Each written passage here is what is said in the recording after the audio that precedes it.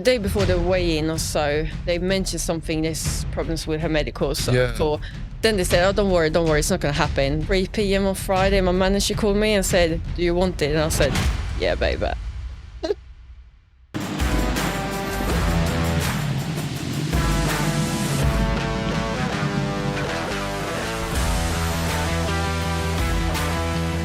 This is Fight Club.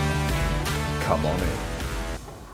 Welcome to Fight Club. I'm Gareth A. Davies. It's episode 5. In a packed show for you today, Lucy Wildheart, the featherweight boxer, joins me on her route to becoming a world champion. She's in the studio. On the Zoom, always controversial, boxing manager Sam Jones with his views on the heavyweight division. Oleksandr Usyk's manager, Krassyuk, joins me as well and answers all your questions and talks Tyson Fury. And also Dave Harris from the Ringside Charitable Trust. What happens to boxers when they've retired? All that and more on today's Fight Club.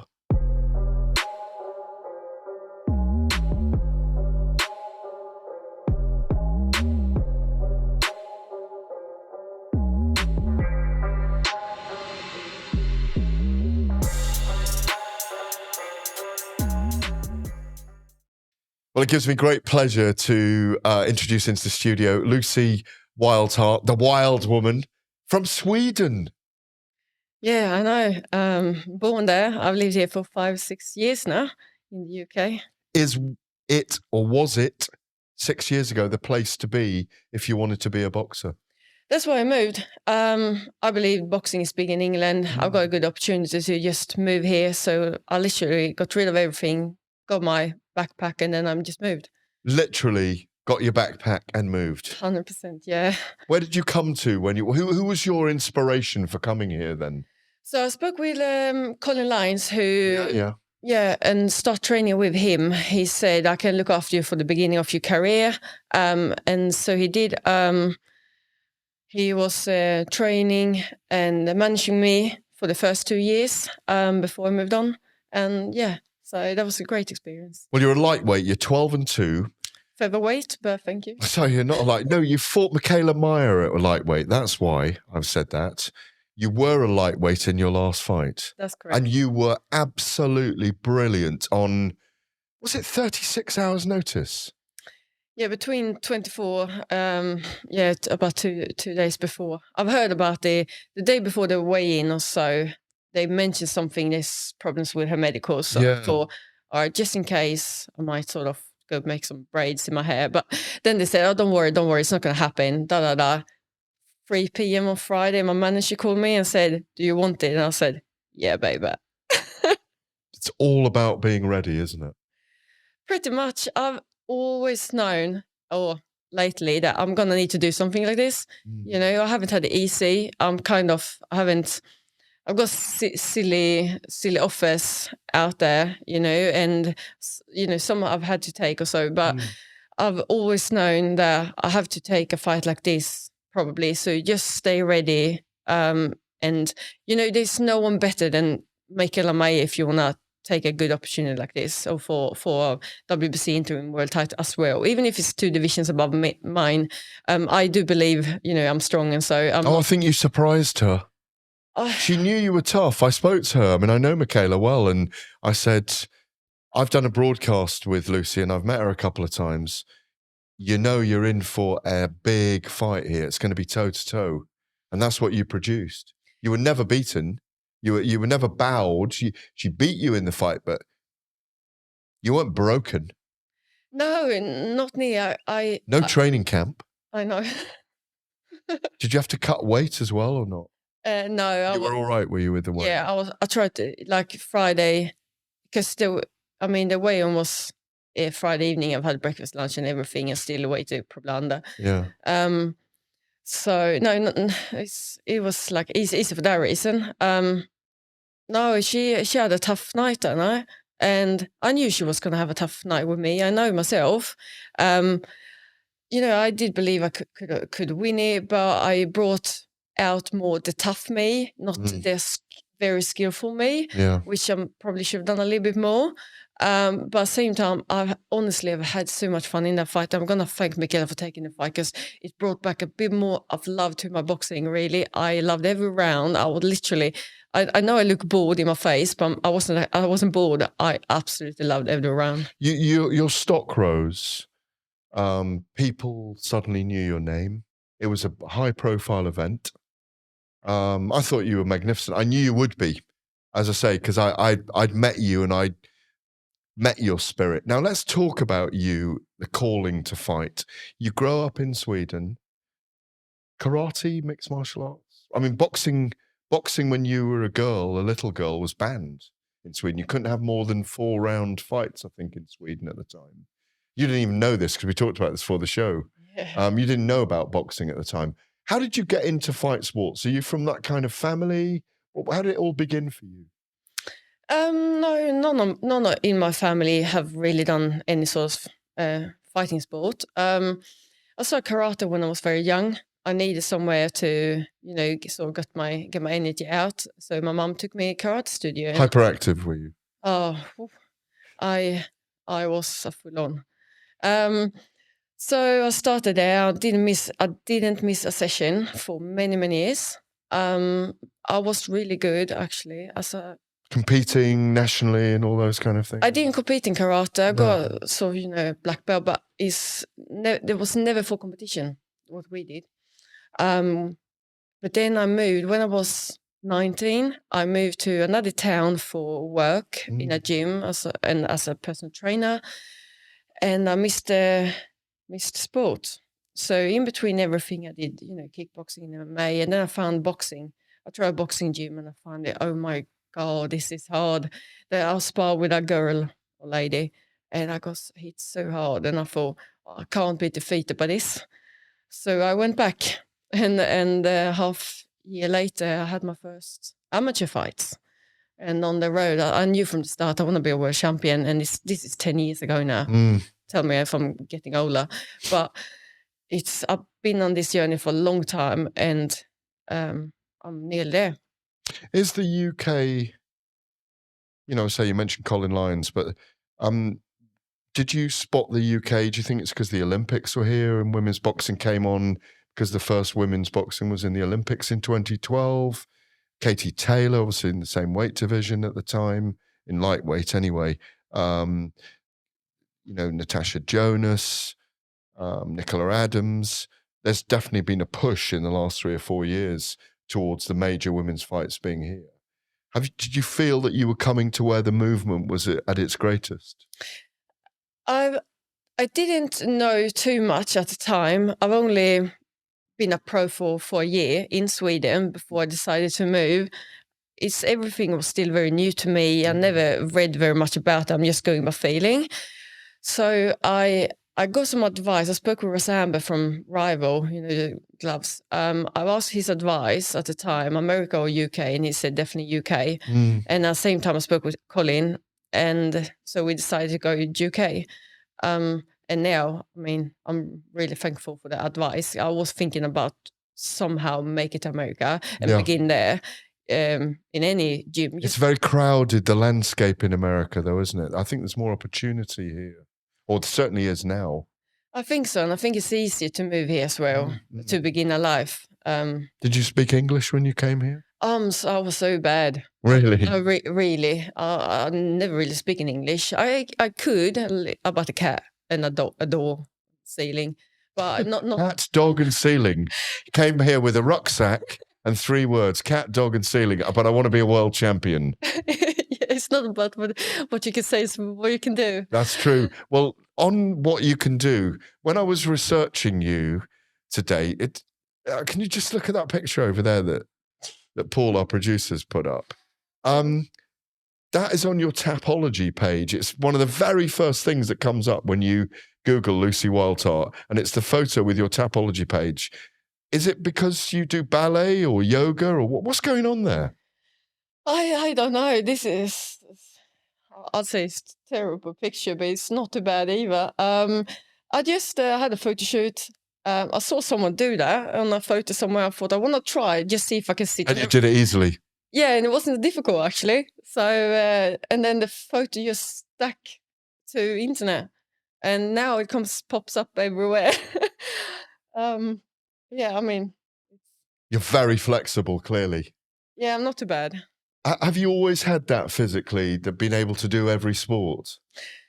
Yeah, I think I don't think I'm a talent in anything of any sport, You're but not a talent in anything. in any sport, but I'm working very hard, and Okay. I think I can see things, small details, and I'm picking up very quickly. Yeah. Maybe that is what is being a talent, but I've always needed to work for it. But yeah, I mean, flexible. I've always been flexible, but like fitness and things like that, I've really worked hard on it to really get where I am. Yeah, I mean, you're in fantastic shape. You make featherweight easily. Yeah, That's where you're headed towards world championship. Yeah. yeah. The other thing to ask you, and you know, we're still in a world where, as a woman doing what you're doing, you're a pioneer still. It's still a pioneering thing to be a fighter. Do you feel different? Do you think you'll inspire lots of other young women? Do you want women to get involved in combat more? Or do you feel unusual that you do it? I like to be, like a role model, inspire people to do training, to stay healthy, stay fit, and yes, of course, self-defense in some sort, because you do need it. You need to feel confident maybe. Yeah. out there wherever you are. You shouldn't go, on your own late at night anyway. But confidence, if that means that people take after me do boxing, yeah, then I will support it. I'm not gonna say boxing might be the best career. You can work, with banks and things like that. You can get a great future. Doesn't need to be boxing to, be famous if that's what you want either. Yeah, but is it a calling? Is it something did something come from deep inside you to make you want to fight? Or has it just evolved, or you just tried it and you found out because you were doing karate as a youngster, you knew that you had that capability? Is it a calling? It's a very good question. I need some sort of martial art and hard workouts to feel good. I do. For your mental health? Yeah, exactly. I'm obsessed with it. You're a physical person, Yeah, but you can fight. yeah. So when you walk around, do you see other people you know who can fight? You can see an energy around people. Okay. Do you know what I mean? We can see if someone, it's just, you need to take your shoulders back a little bit, but you can see, you know if someone have done some piece, the way they talk, if they, I can't explain it, but yeah, there is something about it, especially when you've been in, for me, it's like literally 20 years of martial arts now. It's quite a long time. What's obviously, you want to become a world champion, you'll want to unify, you'll want to be undisputed eventually. Where are you at the moment? Who's promoting you? Who's putting you out there? When are you likely to be fighting next? Can you reveal anything today? Yeah, so I did a really good change last year. I now work with Richard Maynard, who is my manager. I'm very supported by my trainer, Sam Mullins, as well. And Tell us about your trainer. Sam. So he's South London Church's boxing gym. Yeah. He's training like Chev, Chev Clark, yeah. Yeah, boxing matchroom. Former Olympian. Exactly. Yeah. Her mother. He's a lovely man. Oh, he's funny. He's very funny, Chev, yeah. And then now also Rosianna Cox is going to come up, and she's going to be amazing, I'm telling you. She's Talent. Talent, yeah. She's been in gym for as long as me, and but just now she got her license, so she's going to be around Savannah Marshall's divisions. So which though? Which of the divisions? Light, middle? She's powerful, isn't she? She is. So what's that? Around 77. Yeah. Kilos. I don't do kilos. I do pounds. So middleweight. Oh, yeah, I only do kilos. No, so yeah, we've been training for many years now. Been to Ghana, to Malta. We've taken a last minute change of opponents. We took the Michaela Mayo fight. Yeah. And he's always backed me up, and he's always been made me confidence to believe that I'm the one. And with that support, I actually believe I can win the world title. So when are we going to see you fight next? Will it be by the end of the summer? Do you know yet? Yeah, so it's definitely before end of the year. Something is going to come off. I'm ranked number 2 with the WBC now in featherweight divisions, and there are 5 great girls up there. Who's the champion? Amanda Serrano. Okay. So she's got a fight already, hasn't she? Or she just fought? I think it's 4 weeks with Heather Hardy. Yeah. Will you be there? That's going to be America, so I don't think so. Okay, I know Heather. Heather's very tough. Likes to fight. I remember her in MMA as well, fighting in Bellator. That's going to be a tough fight. I think Amanda wins that, but it'll be a tough fight. Yeah, I think Amanda definitely wins that. Yeah. And then... do you get on social media and chase her, or do you do any of that? Or no? I have mentioned that I want to fight her. I have a couple of times in interviews or so, but I'm not much for... One, I'm not very much for social media. I am on social media and I put some bits up. But I don't really have time for it. You're not doing a Tyson Fury kind of rant at her in the next couple of days then, what we need to look out for? No, I know I should. But I don't really take in the time. I don't really have the time. It takes me too much time to travel into all my training and my training as well. I'm living out here and I'm training South London. So I'm spending so much time on my training and boxing, like basically on myself. But have you got faith that you're going to get that fight and get that world title fight, and you will get these Serrano fights? Yes. She'll have seen that fight you had with Michaela Meyer. Yeah, I hope she watched that and think, oh, I might have a go. I really want to fight Amanda Serrano, and ideally next year, if not earlier. I think that might be a fight for me in between, before. Because I don't want to wait until she can do next time, which is maybe next year or something like that. If she has a clause with Kate Taylor as well, who knows what's going to come off. But there's a couple of good ones. But I just, I need a good promoter to kind of, look, we work with you. Well, Richard Maynard will always push for you. He's a great guy. It's great to have you in the studio. Joining us next, Sam Jones. Controversy he will bring.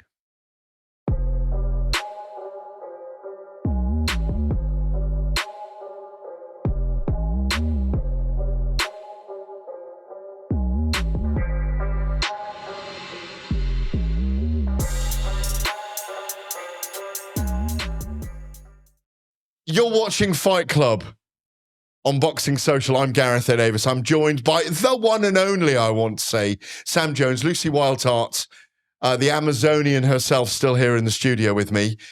Sam Jones, how are you? I'm good, Gareth. How are you, mate? I'm good. There's grey in that beard. We all reckon you dye it, but come on, bring it a little bit closer to the camera.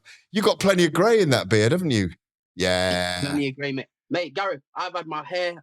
I've had a hair job done. Why would I lie about being grey, mate? There's one thing, mate. I don't mind being grey. I think I'm going to look sensational grey. No, you'll look good when you're salt and pepper. Definitely. No, you'll look very elegant. You'll get better looking as you get older, Jones.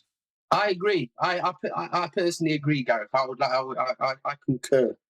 What are you now? 25? 35 this year. Right. Gareth. Okay. Right. Look. First of all, let's talk about.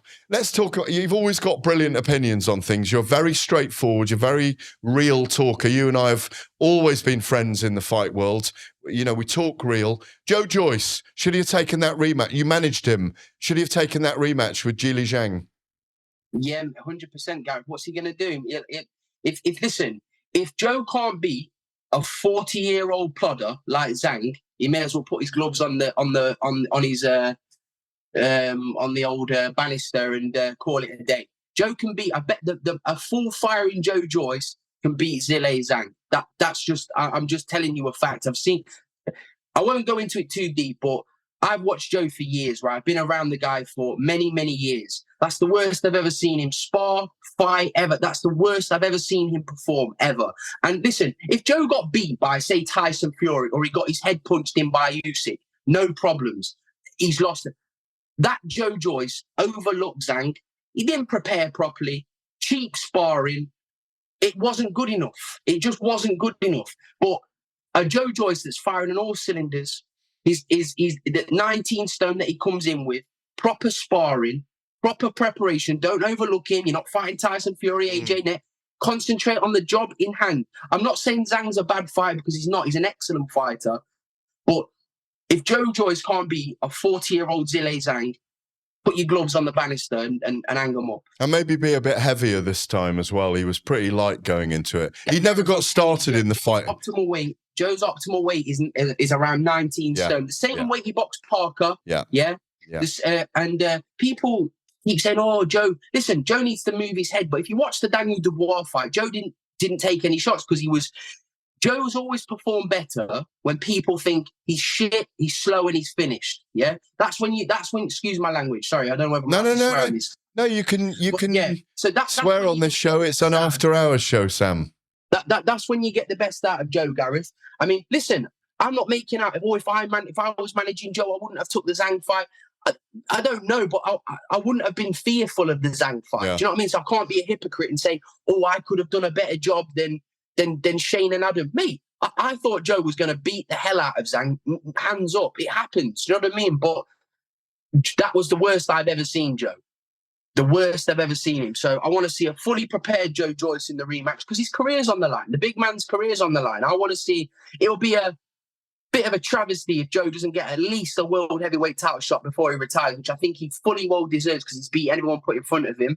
And listen, I love Joe to pieces, mate. I'm really willing him to get his revenge and beat Zhang. And I genuinely wholeheartedly believe he will do so in the rematch. There's so much on the line. Do you think Joe Joyce should have taken the rematch straight away like he has, Lucy? I always think it might be good to have a fight in between a rematch. That's the traditional thing to do, but I think Sam's right in this instance. It did feel like a very off-colour Joe Joyce there on the night. He never got started in the fight. And if you give, you know this, if you give your opponent momentum and they're experienced, they'll use all their sneaky ways. Zhang's a sneaky fighter. He's a clever. So. He doesn't move that much. Like you call him a plodder, but he creates angles. It's all about angles in the sport, isn't it? Yeah. Surely. I mean, if you have a 10, was it not for men? It's 12 rounds, and then it's a really good fight. Of course, the fans want to see another 12 good rounds straight after if they could. So I mean, that could be a good. Taking a fight straight after as well. Talking of rematches, Sam's heavily involved with Jack Catterall. We never got the Josh Taylor rematch. Now Josh Taylor's lost to Teo Lopez. It's a difficult one. Those two guys go back and forth on social media all the time. Doesn't take much for them to ignite. Do you think we're going to get Jack Catterall against Josh Taylor at some point? Because we all want to see the rematch, don't we? I've got a bone to pick with you as well, Gareth. Your performance on TalkSport talking about Teo Lopez against Regis Programe. Jack Catterall deserves a world title. He deserves it, but I'm talking about promotionally. I can see America doing Teo Lopez, Devin Haney, Teo Lopez, Regis Prograis. Yeah, mate, I can as well. But listen, out of all those guys there, Jack deserves a world title. Fair enough. We'll talk about that. No, that's fair enough. Yeah. I just think that Jack, out of all the people in that division, deserves a world title shot. We're not even saying, listen, Regis Prograis, everybody wants to fight him now because he looked below par in his last fight. Regis Prograis is a tremendous fighter, and I've got a lot of time for him. I know him personally. He's a great guy, and he will fight anybody. But listen, if he gets the Devin Haney fight, I'll feel a bit aggrieved because I think that Eddie should be prioritising Jack. But I understand on the DAZN perspective, they want two Americans to fight. So if Haney fights Prograis next, it is what it is. Good luck to both men. I would love to see Prograis get the job done. I think he will struggle against a Devin Haney the same way I think he'd struggle against Catterall. But good luck to them if that's the fight. But Jack's gonna have to be in a massive fight next. He's got a big contract with Eddie, so they need to deliver for him. What I love about Jack is he's got like a resting heart rate of about 45, because whenever you speak to him, he did patiently wait to fight Josh Taylor. And I mean, I had him winning that fight by 2 rounds, and most observers saw him winning the fight. But Jack doesn't he lets other people talk for him. You do, his team do, Jamie Moore. But what I love about Jack is that he's got this inherent patience inside him, hasn't he? And that patience is a massive help to him as he waits for his big fights. Yeah, but listen, Gareth, going back to what you were saying before I said I had a bone to pick with, because now I've done that. The Josh Taylor fight's always going to be there. For some reason, he doesn't like me. He started having a go at me while he was in his hammock in Mexico on his honeymoon, having a pop. Oh, he wants to smash you up. Yeah, it is what it is. Like if he doesn't like me, no problem. But if he wants to, the bottom line is, and I'm not just saying this because Jack's not particularly chasing Josh Taylor, Gareth, because he's not got nothing for Jack anymore. Jack wants to become world champion, so he wants to build to become a world champion. Yeah. But going back to what you were saying, the Josh Taylor fight, the fight's always going to be there because Jack is Josh Taylor's biggest fight by a mile. Because he was his nemesis in that fight. You're quite right. It's a big money fight in the UK. You tell me. You know your stuff. If Josh moves up to 147, Crawford ain't going to fight him. Spence isn't going to fight him. There's no big fights for Josh. Conor Benn's not going to fight Josh Taylor. I know Eddie spoke about it, but I've spoke to Conor Benn. Conor Benn's like, why would I fight Josh Taylor? He's got nothing for me. He hasn't. He's got nothing for his biggest night and his biggest fight. It's just the fact, what I'm saying. I'm not giving my... because I know people think I'm an opinionated whatever, but it's just the fact. His biggest night is against Jack Catterall. So if he wants to sensibly come to the table and speak to Eddie, we're open. We're open to make it, but I don't think it's going to be next, no, Gareth, because I think Jack's got bigger fish to fry at the moment. Where is he going next right now? Is he still pushing? We've got some options, and we've got a meeting next week, and we're gonna discuss what's possibly next. The Regis Prograis fight's still not off the table because that fight's not done yet. I know they've made an offer to Devin Haney, but I know Devin Haney's been offered to fight Shakur Stevenson.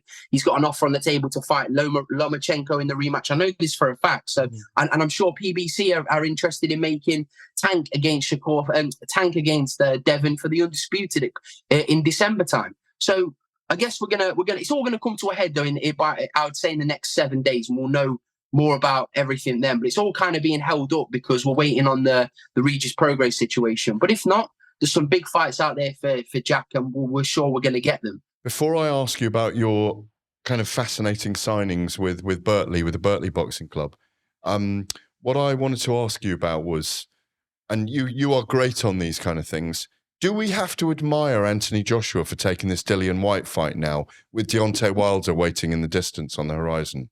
You saw my interview, Gareth. You have to understand, but I've known Tyson Fury 10 plus years. He's a pal of mine. I love Tyson Fury, best heavyweight in the world. That's my opinion.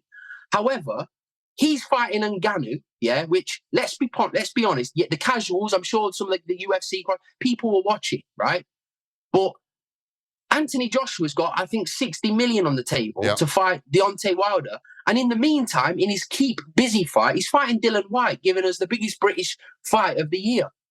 He doesn't need just respect. He needs bowing down to, because like what I said, British boxing would have been long fucked if it wasn't for someone like Anthony Joshua. Let me ask Lucy, do you agree? Because I think certainly all the commentators I know, all the observers on boxing, the boxing fans, even though you get the kind of the noise from some people, how meaningful is Joshua versus Whyte? You have to applaud Joshua for stepping up to fight Whyte and not waiting for this fight with Deontay Wilder with 60 million on the table. I mean, clearly he wants to fight and, become better and better. And being around, being seen, sharing, everything with the fans as well to keep himself busy in there.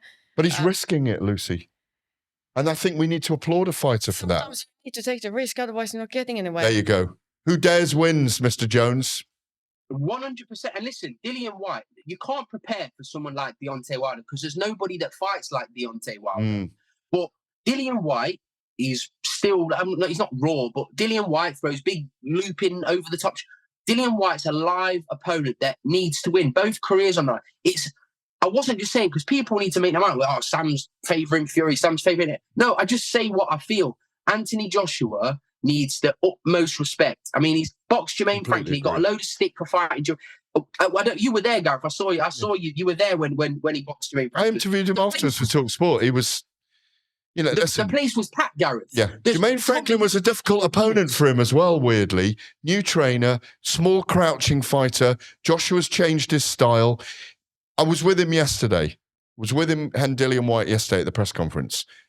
Anthony Joshua has changed from the guy that fought Dillian Whyte, as Dillian has 7-8 years ago. They're no longer the young, raw, heavyweights who are going to have a slugfest.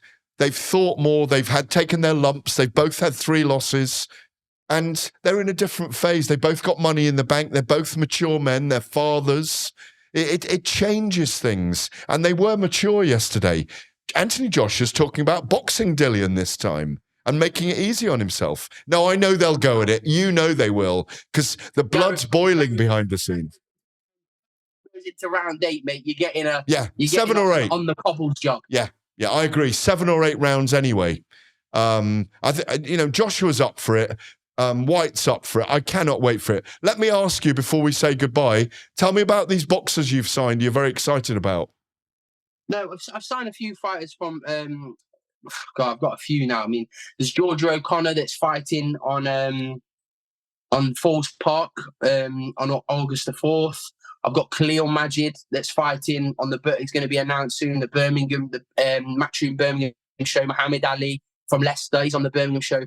Mark Dickinson, who's going to be a world champion. I've got Owen Reese, who's fighting this weekend. Ben Reese, his brother, who's absolutely fantastic, light heavyweight, big tasty, they call him. Cameron Vong, Gareth, mate, superstar. We're hoping to get him on a big show in September.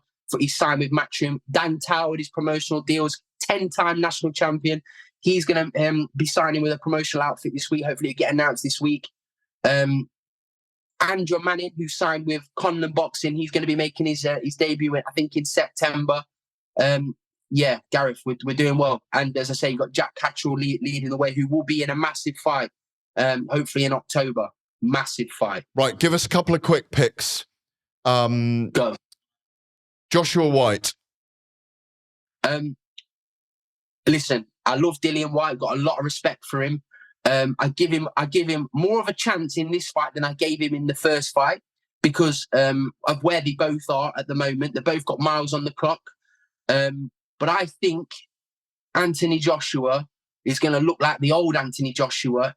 I think he's going to try and box Dillian in the first, and then I think it's going to be balls to the floor. Let's have it. And I think Anthony Joshua comes out on top but I think Dillian's gonna think career's on the line here. Let's have a go. I think Dillian's gonna have his moments in the fight. I think we're gonna see a great fight. I give the edge to Anthony Joshua because I don't like sitting on the fence.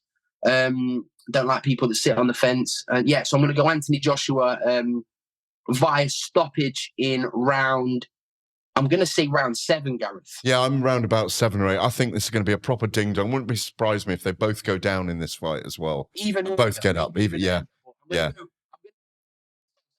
All these people in boxing, they're scared to give what they actually really think. So I'm going to give a round prediction and a method of victory. I think Anthony Joshua via knockout, round 7. And what about Oleksandr Usyk? We're going to be joined by Alexander Krassyuk shortly on the show. What do you think about Daniel Dubois' chances in Poland against Usyk? Is he dangerous? Gareth, like what I said on a message, and it's not before, I think I've got more chance pulling Kim Kardashian than Daniel Dubois has beating Oleksandr Usyk in a fight. It's not me being, I just don't think he's ready for it. I don't think he's ready for it between his ears. He doesn't look confident. I would absolutely love, because this is another people's problems in boxing. They say something, think, oh, I hope I'm right because I'm going to look stupid. Mate, I would love nothing more to see Daniel Dubois knock Oleksandr Usyk out. He's a Brit. He's away from home. He's going to go and box Usyk. I would love to see Daniel Dubois chin it. I just can't see it for the life of me. AJ is better than Daniel Dubois in every department. Couldn't get near Usyk really in a couple of fights. I think Daniel Dubois, when he lands his shot, mate, that's like hitting a pile of confetti thrown in the air. I don't think Daniel Dubois is going to lay much of a glove on Usyk, and I think Usyk stops Daniel Dubois in round 6 or 7. I don't want to get you in trouble, but is your girl Friday Kim Kardashian if you were on a desert island then? Yeah, Kim. I don't want to get you in trouble with your other half. Mate, Kim. I was using a polite example. I could have said anyone. Jennifer Lopez. I just gave my opinions on that one. But no, I don't think Daniel Dubois has much of a chance. But listen, it's 2 men having a fight, 2 arms, 2 legs. He has a chance, but I don't give him much of a chance. I think Usyk is a boxing great. I think he's a boxing genius, and I think that him and Tyson Fury are just separate of the pack. Just separate of the pack. You've got Tyson, Usyk, and then you've got the others very, very, very, very close together. I just think him and Tyson are on a different level at the moment, but we need to see Tyson defend his belt and stop fighting people no one's interested in. Well, people are interested in. Well, look, you're always a million miles an hour, you're an absolute diamond. Get yourself in your fast car and down here to the studio in the next couple of weeks. We want you in the studio, yeah? Tell Jack to pay me some money and I'll be there. Yeah, okay. We'll get on it. It's lovely to see you, mate. Take care. Cheers, Sam. Cheers, Sam. Let me ask you, Lucy, how do you see the fight between Anthony Joshua and Dillian Whyte?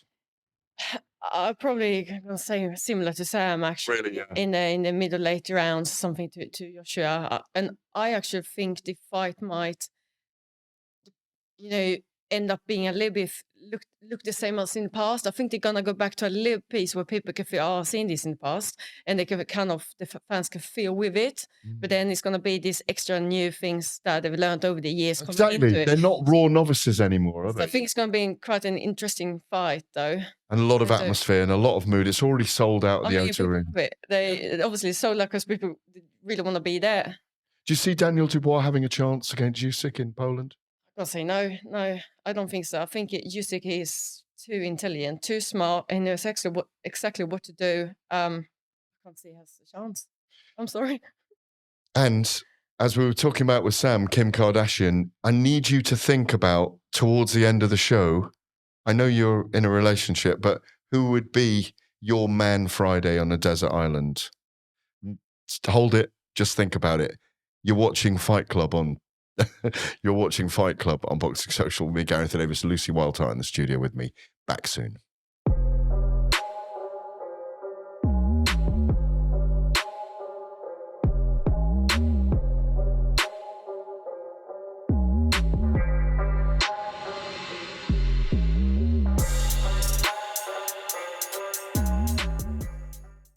Welcome back to Fight Club. I'm Gareth A, Lucy Wildheart still here in the studio. Well, joining us on the Zoom from Warsaw, Poland, where he's been promoting the fight between Oleksandr Usyk and Daniel Dubois on August the 26th, is the one and only, it's on TNT Sports, by the way, in the UK, is the one and only Oleksandr Krassyuk. How are you, sir? All good, thanks God. Nice to see you. Is that your home behind you? Well, it became my home recently when we started this promotion in Poland. This is a beautiful hotel called Verte Hotel Autograph Collection. Yeah. Just a new one and a really, really great one. You're living the life, Mr. Krassyuk. You are living the life. I wish I lived my life in Ukraine, yes, but you know what I mean. Slava Ukraini. Heroyam Slava. Let me ask you, how did the press conference go yesterday? Daniel Dubois looked a little bit nervous to me. Well, you can understand him. It's the first time in his life he's supposed to fight for the Unified Heavyweight Championship. And he's fighting not someone from a backyard. He's fighting the recognized champion who's beaten Anthony Joshua twice. The man who makes Tyson Fury running away from him. So this might keep your mind a little bit shaky. But you're not underestimating Daniel Dubois, I take it, because he has great power, and it's one punch can change everything in heavyweight boxing. This is definitely not our approach. When I say our, I mean mostly Usyk's approach. He is the true professional. Like he used to say, I treat every opponent as the biggest opponent of my life. I go through all the trainings for 117%. Doesn't matter who I'm fighting with, Derek Chisora, with Anthony Joshua, with Tyson Fury, or with Daniel Dubois. The plan is the same. The amount of work, the volume of trainings I have to go through is exactly the same, or even more, because he has to overcome his previous records in his new training camp. Let's say he was doing a run or a swim of 10 kilometers. Next Next training camp, he will go 10 kilometers and 50 meters just to exceed his previous result. Well, obviously, you put out a message about Tyson Fury yesterday. Obviously, the YouTube channels are very naughty. They like to put all the headlines out. And you said that Tyson Fury was running from Oleksandr Usyk. And have you seen Tyson Fury's response? Here it is. Hey guys, a little bit of clarification. There's a lot of unknown, irrelevant people talking about how I should be stripped of my belt. Ha ha! Don't hate the player, hate the game. I don't have a mandatory. When I do have a mandatory, it'll be dealt with, just like every other mandatory I've ever had. Until then, keep on hating, motherfuckers! And enjoy little tiny bit of money that you guys are making while the big G's in the house! What do you think to his response? Normal response of Tyson Fury. The good thing is that that he responded. It means that it touched his heart. It means that we are not telling some stupid things. We are telling some things that are very close to reality. We got let's some. Say, yeah, Gareth. Let's say, you are fit. You train. You keep your body in a proper shape, and someone comes and tell you, "Hey, you fat man," would you react? Not really. Never. No. Because you know it's not true. But when someone comes to a fat man and says you're a fat man, it might shake his mind a little bit. So when we speak about Tyson Fury, we don't speak with disrespect. We respect him a lot, but we just enlist the facts, and the facts are that his behavior is a little bit dodgy. He doesn't want to face Oleksandr Usyk, and it's understandable because he is the biggest threat for him in the heavyweight division. Probably it's much easier to fight Francis Ngannou and to get paid quite well. Would he earn much respect? Oh, some music coming. Would he earn much respect from the fans? This is the question. And the biggest issue is that, as I mentioned to some of the YouTubers yesterday, the disrespect to the fans is something that fans will never forgive him. He became rich, he became famous and recognized only because of his fans. The money on his bank account is the money that came from the pockets of the boxing fans, of his followers, who paid for the merchandise, who paid for the tickets, who paid for the pay-per-view, and they want to get something in return. And this something they want to get back is the big fight. And if Tyson does not give them this, what they're expecting for, they will not forgive him. We got loads of questions that came in for you today from all the subscribers. And one of the big questions was, do you actually think that Tyson Fury will fight Oleksandr Usyk eventually? I hope. I hope he will. I hope he will find enough determination to take this decision. We have done actually everything that depended on us to make it happen. We went to Saudi Arabia. We stated quite clearly that here we are. We agreed on everything. We are waiting. We are not overlooking Daniel Dubois, of course, but we did this in advance.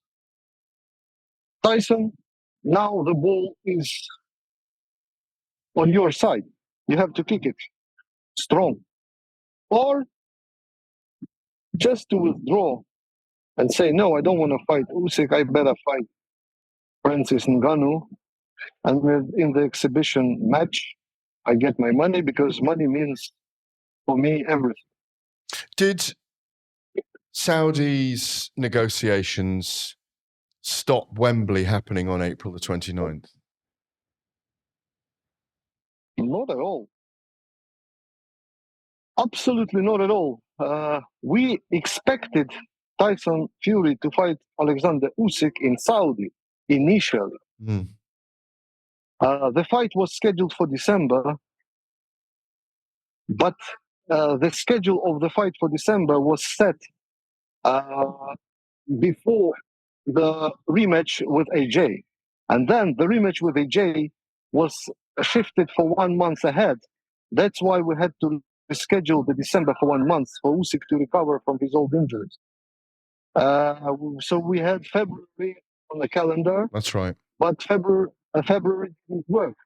Then we had something like beginning of March on the calendar, but it didn't work for some reasons that I don't know. Myself, I personally don't know the real reasons. I know the official reasons. Then it was shifted to April 29th. And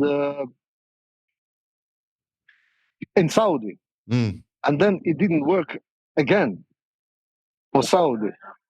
We agreed with George Warren that we're going to have a backup plan in case it doesn't happen in Saudi. We booked Wembley Arena. Wembley Stadium. Wembley Stadium. 29th. Wembley Stadium. Yes, that stadium, of course, of course. Wembley Stadium for this fight for April 29th. So we were ready, and we were like in discussions, and we never had any issues about this because it was a 50-50 fight, 50-50 deal. But when it came to the final backup option with Wembley, when Saudis withdrew from taking this fight, it suddenly appeared that 50-50 is not the case. So we started to renegotiate, and it was quite complicated to negotiate, and we couldn't find the real solution. So we stopped doing it, and we started already negotiating Daniel Dubois fight. Mm. I was in London meeting George. I recall. We were discussing. I remember, yeah. Yeah. By the way, we talked with you. Yeah, yeah exactly. And I was heading to the airport, and suddenly we all saw Tyson Fury announcing something, browsing, I don't know, some stuff in a shopping mall, and saying that Usyk and his team is worth 30%. And what happens next? Usyk says, okay, if he wants the fight, I want this fight badly. I agree to take unfair 70-30 split. But I have one condition. Tyson Fury has to pay £1 million to Ukraine. This is not charity. This is not donation.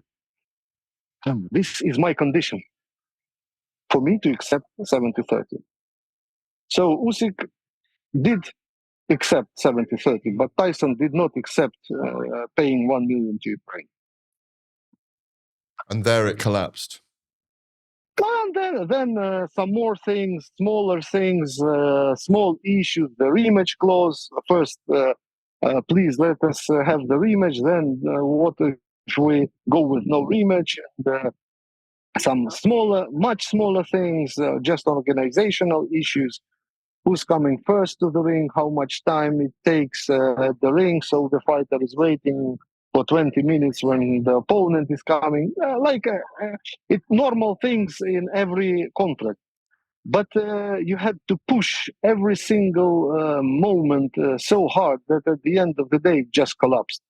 And we withdraw from negotiations because it made no sense, because they were looking for some new justifications or excuses to find some solution for Tyson to get out of this commitment for April 29th. In those answers, I don't mean Queensberry. I mean Tyson people. Yeah. No, you've always said that it's an honor to work with these guys, but you have been finding it difficult. You've kind of answered all the questions in your answers there that the subscribers have asked for, but there's a couple of questions for you personally. First one is, and I've got one related to women's boxing for you as well. What's your favorite moment in boxing as a promoter so far? Well, I think it's still in the future. Okay. So my favorite moment is when I'm putting my finger up when Usyk is announced the undisputed heavyweight champion. What's the But this toughest? moment is yet to come. Yeah, well, hopefully it will come, and hopefully, Frank Warren was on with me the other day on the radio saying he thinks that fight will happen early next year. Is that the optimism from you guys? Absolutely, yes. Yeah. And what's the biggest challenge when making fights? The biggest challenge? It might sound a little bit hilarious, but the biggest challenge for a promoter while making fights is to manage the invitations. You know, when you're sitting, when it's a Thursday night, tomorrow you're having the weigh-in, and you're sitting with a map, with a seat map, and with the list of 200-300 people who you have to invite, and you're putting the seats because everyone wants to get the first row, and the first row is not unlimited. So you have to put someone, and this man cannot sit on a front camera because he's coming with a girlfriend. This man is a gangster. He cannot sit with someone from the VIP egos, basically the VIP egos. Exactly, and that's the toughest challenge for every promoter. I know Lucy's got a question for you. Yeah. I've got a question for you. Do you think the women's boxing will ever be as, let's say, complicated and as big as the men's boxing? And will your promotion, move into more of the female scene and make it, help it grow? It's a complicated question for me, especially for me. Don't get me wrong, but I'm an old-fashioned man. Though I'm not that old, but I have this old-fashioned stuff in my mind. I treat female boxing a little bit critically. With all the respect to all the job that girls do in the ring, but not just in the ring, but in the training camp especially, how hard they work. But I used to treat girls like the prettiest, the most beautiful part of human race. And sometimes it's a stress for me to watch those beautiful creatures smashing each other's face. It doesn't make me feel inspired, I must admit. And that's why I feel this, this conflict inside my mind. It might be a really good and profitable business from commercial point of view. If you have a good star, a good-looking woman, or a lady who has great skills in boxing and she can perform and become a well-recognized star and can generate, I don't know, hundreds of thousands of dollars or even millions, this is one point. But on the other side,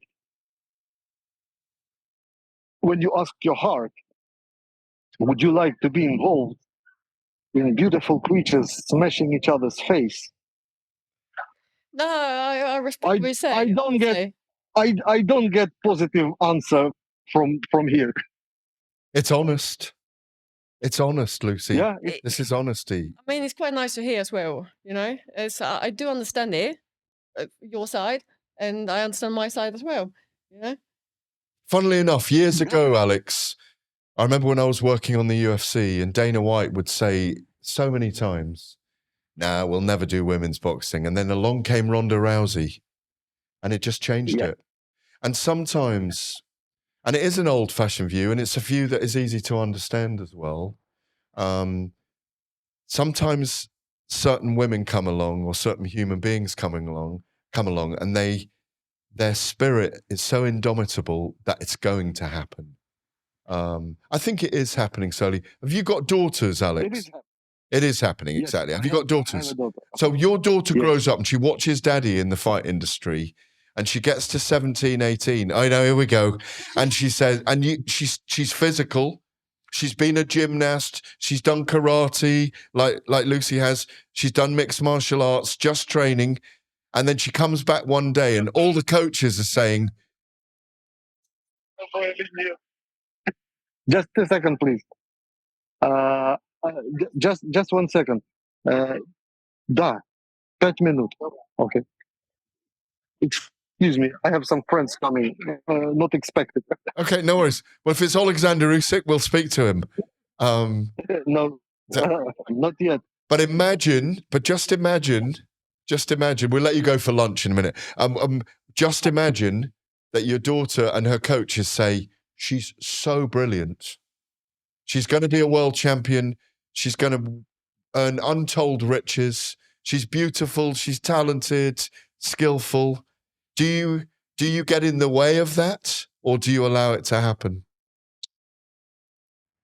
Gareth, I bring up my children the way that they take the decisions themselves, and they carry responsibility for that.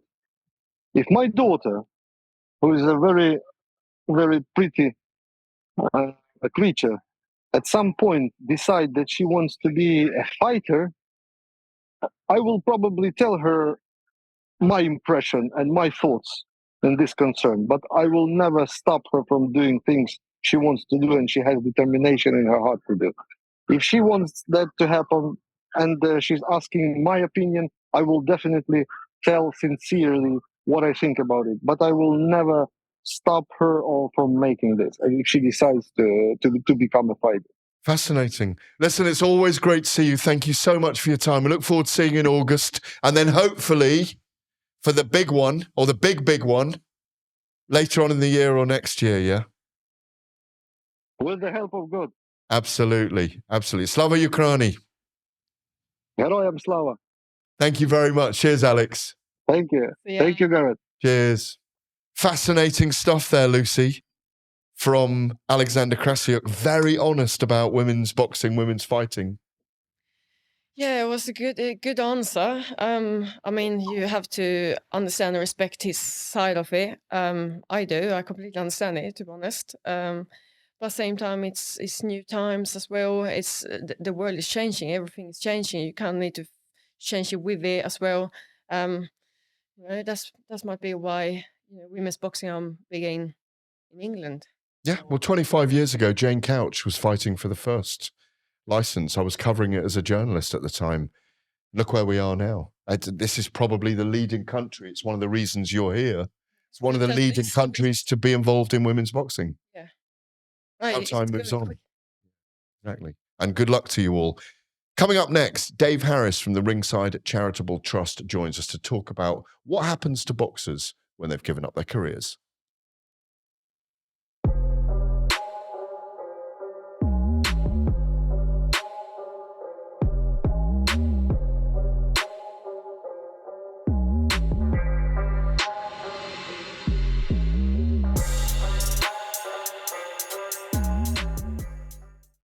Welcome back to Fight Club with me, Gareth A. Davies. Lucy Wildheart still here in the studio. Joining us now, Dave Harris. What looks like a cabin in Hawaii, I've got to say.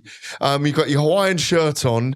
You look like you're just about to jump on a surfboard on the beach. But actually, you run the Ringside Charitable Trust. Dave, there's a very important and very serious issue going on in boxing. You got in touch with me recently. You've been around a long time anyway, doing work on this. There's over 100 ex-boxers in the UK that need help. It's an issue that's ongoing in boxing, and it's only going to get worse. Tell us about where we're at and what we need to do. Right. Well, there's about 100 that we know of, and we know there are a lot more out there. And for 100 years, people have been talking about we've got to do something for ex-boxers. In those days, it was called punch drunks. Now it's called CTE. At the end of the day, it's pugilistic dementia, whichever way you look at it. You can't change boxing. We wouldn't want to change boxing. But what we do want to do is ensure that those that fall through the net get looked after. Now, over the last 4 years that we've had charitable status, we have time after time requested the help of the leading promoters in this country to do something about it, like the Jockey Club do in this country. The Jockey Club, every jockey pays 0.5 or 1% of their earnings for each race. In this country, although I spoke to Robert Smith about it and said, look, I don't expect that we should take money off a journeyman, but when people are earning £100,000 plus, they should be giving 1% to an organised charity like Ringside Charitable Trust, who have the knowledge to set up a home, make it reality, and be a world leader in this country, Gareth. And we're not. Nobody is really giving us the support we deserve. You mentioned Robert Smith, obviously the General Secretary of the Boxing Board of Control. Yeah. That's the level at which you're trying to set this. Are they not in agreement with you on this then? Yeah. Look, I understand, Robert. They're a small organisation, far too small, really, for what's needed in today's boxing world. We all know these things. But the fact is, they're doing a great job with present-day boxers, in as much as I think they're running about 40 shows a month at times. That's a heck of a lot of shows. There's 8 full-time employers, I think, in the board. Now, I haven't got an argument with Robert Smith because I understand the pressure that man's under. But at the end of the day, what I did say to him was, look, we'll fund a post for a year, set it up, let's see how we go for the year. If we can fund the post for a year and we can look in a year's time and say, right, it's working or it's not working, pilot project, let's scrap it, or pilot project, what a success, let's go for it. That's the bit I'd like from the board. You've got the key boxers in this country, the elite boxers, the Tyson Furies, the Anthony Joshuas, and the many others that are earning in excess of $500,000 a year. Some of them a great deal more than that. Why have they all stayed silent? And this is the challenge. I'm not going to go quiet over this. I want people to see what we're trying to do. I wonder what they feel like if they have phone calls where there's wives sobbing on the end of the phone saying no one will help us. Well, time and time again, people have said the only ones that have given us any help, both financially and supportive morally, is us, Ringside Charitable Trust. We set up the first time in the world, I think is something we should be really proud of in this country. We set up a helpline. A helpline, it runs 52 weeks of the year. It is there for people. We don't run it on a Saturday and Sunday. Ex-professional boxers and one former international amateur boxer run the line every day of the week, 52 weeks of the year. So every work advice. Anyone can ring up if they're feeling alone, need help, need support. A Samaritan service, if you like. Yeah. Well, we don't pretend. These people are not skilled. They're not qualified counsellors. What we do is we have the support networks around, like the Samaritans, etc. It's like a lot of boxers haven't got a clue what to do with their finances. Well, we can offer that sort of help to them, to put them in touch with St James's Place Trust, where they have the expertise to help them with that. We've got contacts in the prison service, and it's interesting to note there are so many boxers who, after a year, and some after a lot longer time than that, end up in prison because the structure has gone from their lives. It's the same as the military people. They're exactly the same. And I have friends that are working in the prison service that are saying there's nobody to pick them up when they come out. there are a number of issues we've got to look at. The welfare, obviously, that's from our perspective, is to do something no one else has ever done and get this home up and running, get it over the line. Let me ask you, a very serious issue this in boxing, and it'll come to women. It's probably mainly men at the moment, but it will come to women eventually because we've got so many female boxers now as well. Lucy Wildheart in the studio with me. Have you been able to go on a government research or sociological research or government support for what you're doing as well, to take to the board, to take to the boxing promoters, obviously the notable ones in the country, that there's 2 or 3 notable promoters who have the biggest influence. Can you get government support for this? No. Have you asked government about intervention? There is no support. Lucy will tell you, because Lucy understands what we're all about. She's been a great supporter of Ringside Charitable Trust, and she's a girl that understands what boxers go through and where they don't get the support, perhaps from the power brokers, that they deserve to get. So Lucy knows that we're there for boxers that need us, and she'll tell you that herself. So, tell us, Lucy, why you are involved and why you do help. No, I do really believe that there needs to be some sort of support and help after each person's career. You know, this helpline seems to be fantastic if that can come off, because I think many boxers they're not brave enough to search for help, especially not if... Or too brave to search for help. Yeah. Maybe in another way. Yeah. Too proud. Exactly. Too proud. Exactly. Like you have to protect a fighter from themselves in the ring. Maybe they need that kind of push to reach out for help, and maybe that is the problem. Yeah, and I think over a phone or somewhere you can go meet someone which is not, you're not exposed. I think that's what needs to be there on the day when people finish their careers, because it's not an easy journey. People think, oh, it's so cool, you're famous, you make loads of money and all this thing. That's what people think about you. But if they really knew what you've been through, and most of all the boxers start from the beginning, they literally be scratching to get where they are.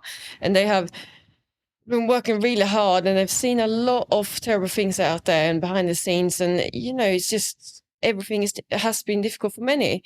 And to go through that and then to end up on the other side, which is like, oh, suddenly what I'm going to do with all this money, or what I'm going to do with all this fame. I understand people. And what do I do with it when I can't deal with things on my own, when I am suddenly left without that mental scaffolding, societal scaffolding, the gym, the family, all those things, the gym family. Dave, we could talk about this all day.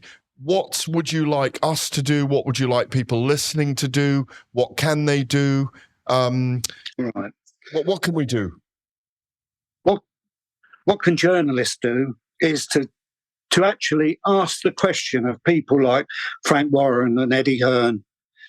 The only one that has shown any support, and I'm waiting to have a meeting with him, is Ben Shalom. Ben has actually said to my face, Dave, I want to help. And it was like, I've been hitting my head against a brick wall now for 3 or 4 years. But I won't give up, because I've seen things like, I don't know whether you've spoken to him, but Lorna Rainey, that is Howard Rainey's wife. She can tell you how much the struggle has been, where he's got pugilistic dementia, and how hard it is, and how she can't even get... We had to help support her and help her to have a holiday, because her and her son were 24-hour carers. So it's been that hard for her. You've got people on the phone, and there's a former British champion, not more than about 7 years ago. His wife phoned up, sobbing down the phone, saying he knows he's got dementia. He's been told he's got pugilistic dementia. Nobody wants to help us. Nobody cares. You've got people like from the past, Bunny Sterling. Yeah. His daughter, a lovely lass, she went to 40 homes. Nobody would help her. Because he'd been a professional boxer, they thought he's going to be trouble. Well, the man died. He died. They got him into a place, and within about 6 weeks, he was dead. But he'd torn, out of frustration, a big chunk out of his head. John Conte's seen it. Matt Christie's seen it when we done the Never Give Up, Never Give In, when we were doing that at the studios. I'm trying to think of the studios now, the biggest studios of the lot, film studio, music studios. Abbey Road, sorry. Abbey Road, okay. Yeah, they were all there. They were all there, and she showed the picture. I've taken Johnny Clark, former British and European champion. He used to come to our meetings. I take him to other meetings, other EBA meetings. And when I took him back to his home, the home that he was in, he would hold my hand and he'd say, Dave, please don't leave me. I want to come home with you. Please let me come home with you. Can you imagine the emotional pain that gives you when you've got such a proud man as Johnny Clark, who was struggling to understand why he was in this home? And he's not the only one, Gareth. There are literally countless numbers out there. We can fill this home twice over. Yeah. People need respite care. There's no one to give them that. In America in 1930, there was a professor, that he was a doctor and a professor, worked with pugilistic dementia. And he tried to get the authorities in America, all the leading people that were around in the 30s, to support what he was doing. And guess what? He got total silence. And do you know what I've got from people like Frank, who I've known him for a lot of years. We go back to when he first went with the board. They should be doing, they've all got skeletons in the cupboard. It's part of the game. It's a high-risk sport. They work hard. They work hard to promote what they're doing. They deserve to do well. I don't deny anything from the hard work they put in. But please remember those that have fallen through the net. And they all have got people there that have either lost their lives or are in poor states of health over the years. Don, Dave, you're doing a fantastic job. We're on your side, like we are with all the boxers that need help. Thank you so much for joining us today. Good luck, Lucy, for the future. Thank you. See you soon. Bye, Gareth. Cheers. Cheers, Dave. Thank you. Thanks very much. Okay. Cheers. Such an important issue, Lucy, to be dealt with. So important. You can feel Dave's passion and his empathy for it. Yeah, he's worked with this for quite a while now. I've known Dave for quite a long time, and I know they're working hard. The people, him and all the others as well, they really try to do something great here. So we should really, help out as well, especially, a little piece from promoters in England that will help a lot as well. I know there's a home coming very soon, so people are. So this is a home that's going to be there for boxers to go and stay in. That'll be managed. And that's what the Charitable Trust will do. I believe so. They will build something, where they can stay and they can get support and get help. And it's brilliant. It's a great idea. It's a fantastic idea. Because like you say, people see you on TV, they see you with a media profile, they think you've got riches, you've got fame, and everything's all right in your world. But it does come to an end for all those boxers. It does, and soon as well, it will be more female boxers as well. So we need to sort of looking into that part soon as well. It definitely needs. I know it's going to need more support. We talked earlier about your career. 12 fights in. You are 30, if I'm allowed to say your age. I am. Yeah. How long do you go on? Until I have won what I want to win. Which is the world title, yeah. I want to win the world title. But you'll get to world title and go, you know what? I want to unify. And then you'll go, because I know you. I've met you a few times. And then you go, yeah, do you know what? I love this so much. I'm going to be undisputed. Most likely, yeah, definitely. I can see that happen, but my first goal is the world title, and then I'll sit down and review myself, and then I'll probably go for the next part as well, surely. Final thing today, and it's been a pleasure having you on. I ask everyone that comes in the studio, if you're marooned on a desert island, and you need a Man Friday, your ideal Man Friday, who's it going to be? It's going to be my boyfriend. He has been there for many years for me. He supports my boxing, and he's a big fan of me. You won't see him out there, but at home he supports me 100%. Could you not do what you do without him? I would do it differently, but I would do it, yeah. But he enhances you, he makes it better, he makes it easier. It makes it easier, and it makes me feel loved. At the same time, I do boxing. Can he box? No. But if you ask him, he can. Lucy Wildheart, it's been an absolute pleasure having you in the studio today for episode 5 of Fight Club. Thank you so much. That was an absolute pleasure. Thank you to Lucy. Thank you for Dave Harris from the Ringside Charitable Trust, for Oleksandr Krassyuk, and of course, Sam Jones. Join us next week when we have more great guests for you. Thanks for joining us on Fight Club.